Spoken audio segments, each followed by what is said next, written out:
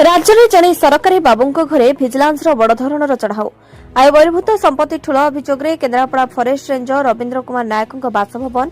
और कार्यालय समेत एकासंगे 4टी स्थान में भिजिलांस विभाग पक्षर जोरदार रेड चली रेंजर रवीन्द्र नायक संपत्तिर खोलताड़ करने भिजिलांस एक विशाल टीम गठन कर सूचना अनुसार स्पेशल ड्राइव में 5 जन डीएसपी 9 जन इन्स्पेक्टर 5 जन एएसआई और अन्य कर्मचारी सामिल हो चढ़ाऊ जारी रखिंट भिजिलांस स्वतंत्र टीम कटक और केन्द्रापड़ा जिलार मोट 4टी प्रमुख स्थान में एका संगे छानबीन चलाई सेगुड़िक मध्य कटक जिला मुंडुली निकट में एक आलिशान 4 बिल्डिंग बांकी साहापड़ा स्थित पौतृक घर केन्द्रापड़ार बड़मंगला स्थित वन विभाग कार्यालय और सरकारी बासभवन केन्द्रापड़ा सहर में अन्य एक भड़ाघर रही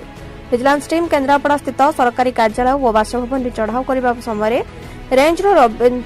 रवीन्द्र नायक सेठारे उपस्थित रहे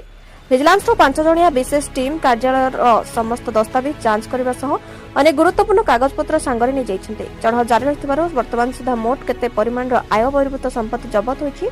से नहीं भिजिलांस पक्षरु कोनोसी स्पष्ट सूचना मिली नहीं चढ़ाऊ शेष होबा परे संपूर्ण रिपोर्ट सामना आसिबो। Bureau report Shri news.